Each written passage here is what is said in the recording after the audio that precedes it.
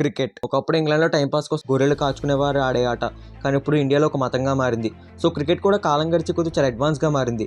ఒకప్పుడు అసలు third umpire కూడా లేని టైం నుండి బాల్ ఎంత స్పీడ్లో వచ్చింది, ఎన్ని మీటర్ సిక్స్ కొట్టాడు బ్యాట్స్మెన్, డిఆర్ఎస్, అల్ట్రా ఎడ్జ్, ఇలా క్రికెట్ చాలా అడ్వాన్స్ అయ్యింది. మనం ఇప్పుడు ఐపీఎల్ మ్యాచెస్ చూస్తున్నప్పుడు బ్యాట్స్మెన్ ఇద్దరు ఫీల్డర్స్ మధ్యలో ఉన్న 15 మీటర్స్ గ్యాప్లో నుంచి 4 కొట్టాడని, లేదా ఫీల్డర్ 5 సెకండ్స్ రియాక్షన్ టైంలో క్యాచ్ పట్టాడని, అల్ట్రా ఎడ్జ్ అని, డిఆర్ఎస్ అని, ఇవి చాలానే ఉంటాయి. ఇవి మనం అనుకునే దానికంటే చాలా స్పీడ్గా వర్క్ చేస్తాయి. జస్ట్ 1 or 2 సెకండ్స్లో రిజల్ట్స్ ఇచ్చేస్తాయి. ఒక బౌలర్ బాల్ వేసిన 2 or 3 సెకండ్స్లోనే బాల్ స్పీడ్ అనేది స్క్రీన్పై డిస్ప్లే వస్తుంది. అలాగే బ్యాట్స్మెన్ బ్యాటింగ్ చేసేటప్పుడు స్పైడీ క్యామ్ అడ్డం వస్తుంది. అంటే అసలు ఈ స్పైడీ క్యామ్ అంటే ఏంటి? ఇలా ఈ రోజు వీడియోలో అన్నీ మాట్లాడుకుందాం. ముందుగా ఛానల్కి కొత్తగా వస్తే, కొత్తగా ఏంటి ఇది ఆల్రెడీ కొత్తది అనుకోండి, సో సబ్స్క్రైబ్ చేసుకోండి, ఇంకా వీడియోని లైక్ చేయండి. సో మనం ఇంకా మ్యాటర్లోకి వెళ్ళిపోదాం. ముందుగా స్పైడీ క్యామ్ అయితే స్టేడియం కొన్ని రూప్స్ సాయంతో అటాచ్ అయ్యి ఉంటుంది. కొన్నిసార్లు సడన్గా ప్లేస్ మీదకి రావడం, ఇంకొన్నిసార్లు బ్యాట్స్మెన్ కొట్టిన బాల్ దీనికి తగిలాగిపోవడం. సో మ్యాచ్ జరుగుతున్నప్పుడు అయితే గ్రౌండ్లో అన్ని వైపుల నుంచి ఇది చూపిస్తుంది. అండ్ ఆల్సో బ్యాట్స్మెన్కి చాలాసార్లు అడ్డం వస్తూ ఉంటుంది. ఇప్పుడు గల్లీ క్రికెట్లో అనుకోండి, బౌలర్ ఎలాంటి స్వింగ్ అంటే ఎలాంటి వేరియేషన్స్ కూడా వేయడు, జస్ట్ స్పీడ్గా వేస్తాడంతే. కానీ ఇంటర్నేషనల్ క్రికెట్లో అయితే ఒక బౌలర్ బాల్ని స్వింగ్ చేస్తాడు, అవుట్ స్వింగ్ చేస్తాడా, యార్కర్ చేస్తాడా, నకల్ బాల్ వేస్తాడా, ఇలా బ్యాట్స్మెన్ జడ్జ్ చేసి ఆడాలంటే బౌలర్ హ్యాండ్ నుంచి రిలీజ్ అయ్యే దగ్గర నుంచి బ్యాట్స్మెన్ ఆ షాట్ ఆడే వరకు దాని మీద కాన్సన్ట్రేట్ చేస్తూనే ఉండాలి. కానీ స్పైడీ క్యామ్స్ అటు ఇటు తిరగడం వల్ల అయితే బ్యాట్స్మెన్ కాన్సన్ట్రేట్ చేయలేడు, తను డిస్టర్బ్ అవుతాడు. ఇంకా నెక్స్ట్ డ్రోన్స్. ఇవి మ్యాచ్కి 2 లేదా అంతకన్నా ఎక్కువ యూజ్ చేస్తారు. ఇవి గ్రౌండ్ మొత్తం చూడడానికి, ఇంకా బ్యాట్స్మెన్ కొట్టిన షాట్ అప్పర్ వ్యూలో మనకి చూపిస్తాయి. ఇవి చాలా స్పీడ్గా మూవ్ అవుతాయి. ఒక డ్రోన్ 1 or 2 మెంబర్స్ ఆపరేట్ చేస్తారు. ఇంకా నెక్స్ట్ స్పీడోమీటర్. సో ఇది చాలా స్పీడ్ టెక్నాలజీ. ఇది చాలా స్పీడ్గా రన్ అవుతుంది.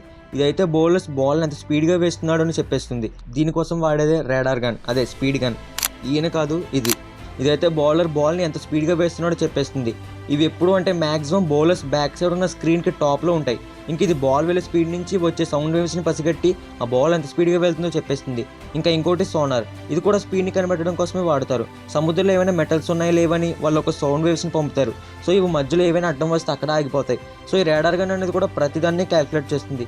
అందుకే ఫీల్డర్ రియాక్షన్ టైం అని, బ్యాట్స్మెన్ రన్ కంప్లీట్ చేసిన టైం అని, ఇలా అన్నీ ఉంటాయి. ఇంకా నెక్స్ట్ ధోని రివ్యూ సిస్టమ్, అదే డిఆర్ఎస్. సో డిఆర్ఎస్ అయితే మొత్తం 6 కెమెరాస్ మీద ఆధారపడుతుంది. ఇవి బ్యాట్స్మెన్ ఆడిన బాల్ ఎక్కడ పడింది, ఎంత తిరిగింది, అది వికెట్స్కి తగులుతుందా, ఇలా అన్నీ చూస్తుంది. ఇది చాలా యాక్యురేట్. ఈవెన్ 1 inch కూడా ఇది పసిగడుతుంది. సో ఫాస్ట్ బౌలర్స్కి ఎల్బిడబ్ల్యూ స్పీడ్గా అవుతుంది, కానీ స్పిన్నర్స్కి మాత్రం కొంచెం లేట్ అవుతుంది. దీనికి రీజన్, ఫాస్ట్ బౌలింగ్లో అయితే బాల్ అంత స్పీడ్గా టర్న్ అవ్వకపోవచ్చు, కానీ స్పిన్లో మాత్రం బాల్ చాలా టర్న్ అవుతుంది. సో దీనికోసమే స్పిన్ ఆర్పిఎంను వాడతారు. అందుకనే ఫాస్ట్ బౌలింగ్ కంటే స్పిన్ బౌలింగ్లో జరిగిన ఎల్బిడబ్ల్యూకే 10 seconds లేట్గా డిసిషన్ వస్తుంది. ఇంకా నెక్స్ట్ స్నికో ఎడ్జ్ అంటే అల్ట్రా ఎడ్జ్. మీకు అనిపించిందా అంత క్రౌడ్, అంత నాయిస్, పాటల మధ్యలో బ్యాట్ ఎడ్జ్ అని వినిపిస్తుందని? సో దీనికోసం వికెట్స్ వెనక ఒక చిన్న మైక్ని పెడతారు, చిన్న మైక్. అది స్టేడియంలో పాటలు, క్రౌడ్ నాయిస్ ఇలా అన్నీ రికార్డ్ చేస్తుంది. కానీ తర్వాత థర్డ్ ఎంపైర్ ఆ నాయిస్ని రిమూవ్ చేసి ఆ బ్యాట్ ఎడ్జ్ ఆడియోని ఇక్కడ లైవ్లో వీడియోని స్లో మోషన్లో పెట్టి రెండింటిని కంబైన్ చేసి చూస్తాడు.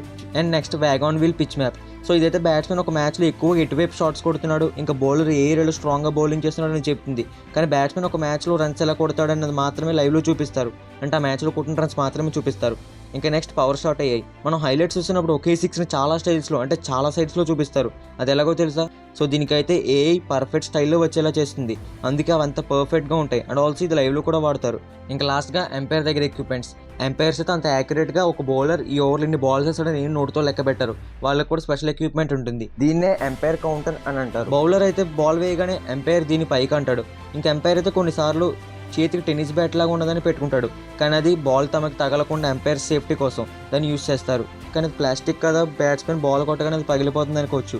బాల్తో కొట్టినా అస్సలు బ్రేక్ అవ్వదు. ఇంకా బౌలర్ ఎల్బిడబ్ల్యూ అప్పీల్ చేయగానే ఎంపైర్ అయితే అవుట్ అని చెప్తాడు, లేదా నాట్ అవుట్ అని చెప్తాడు. కిందకు చూస్తూ ఒక గ్యాజెట్ నొక్కుతాడు, అదే కౌంటర్. మనకు తెలుసు ఒక టీం 15 seconds రివ్యూ తీసుకోవాలని. సో ఎంపైర్స్ అయితే టైమర్ని ఆన్ చేస్తారు.